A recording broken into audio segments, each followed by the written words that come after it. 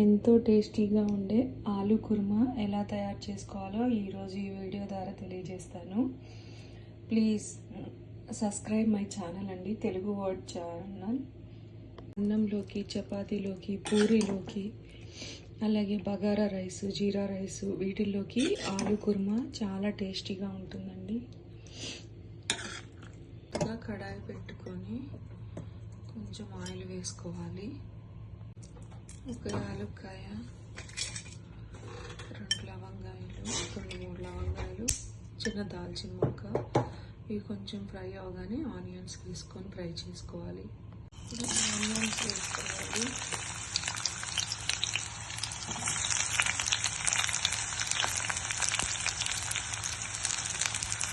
కొంచెం కరివేపాకు కూడా వేసుకోవాలి. ఇది కొంచెం మగ్గిన వెంటనే ఉల్లిపాయలు, పచ్చిమిరపకాయలు వేసి ఇది కూడా మగ్గనివ్వాలి. మరి ఎక్కువ మగ్గని అక్కర్లేదు, లైట్గా మగ్గినా సరిపోతుంది.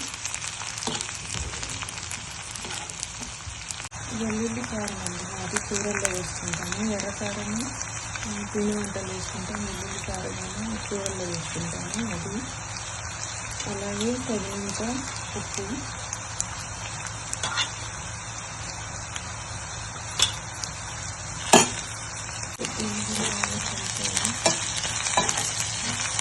ఆనియన్స్ ఫ్రై అయిపోయాయి. ఇప్పుడు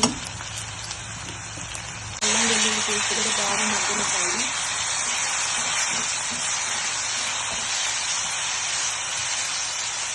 ఇప్పుడు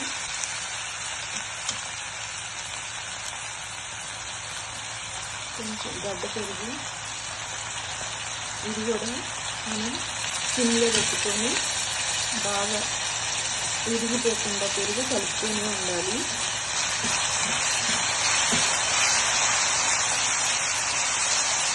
నూనె పైకి తేలేంత వరకు పెరుగుని ఉడికించాలి.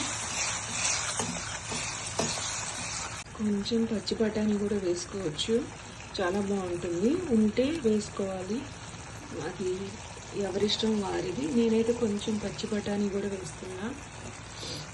నూనె తేలేంత వరకు ఉడికించుకోవాలి సిమ్లో పెట్టుకొని. పెరుగు విరిగిపోకూడదు, అందుకనే సిమ్లో పెట్టి పెరుగు కూడా బాగా అంతా ఉడికిపోయి నూనె పైకి తేలేంత వరకు ఉడికించుకోవాలి.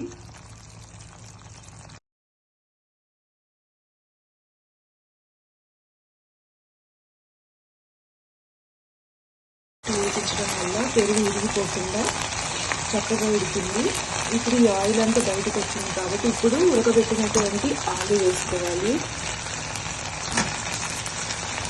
ఆలు కొంచెం పెద్ద పెద్ద ముక్కలు కట్ చేసుకున్నాను, బాగుంటుందని.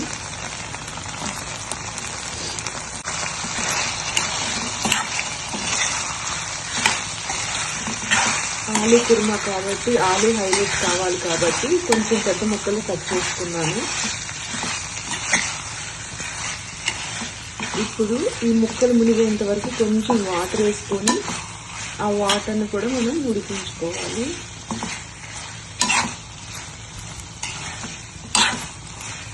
ముక్కలు మునిగేంత వరకు కొంచెం వాటర్ వేసుకోవాలి.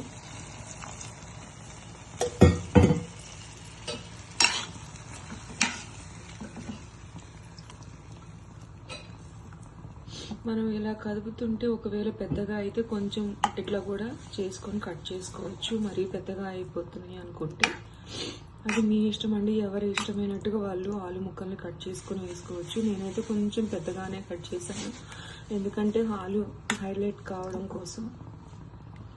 ఇప్పుడు ఈ వాటర్ను కూడా మూత పెట్టి ఉడికించుకుందాం.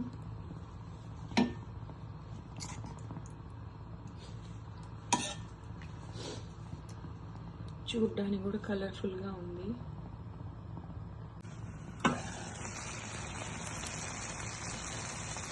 ఇప్పుడు స్టవ్ ఆఫ్ చేసుకోవాలి, ఎందుకంటే మరి ఎక్కువ ఉడికించినా అది ఆలు కొంచెం వాటర్గా ఉంటేనే బాగుంటుంది. కొంచెం లాస్ట్లో దించే ముందు కొత్తిమీర యాడ్ చేసుకోవాలి. ఎంతో టేస్టీగా ఉండే ఆలు కుర్మా రెడీ.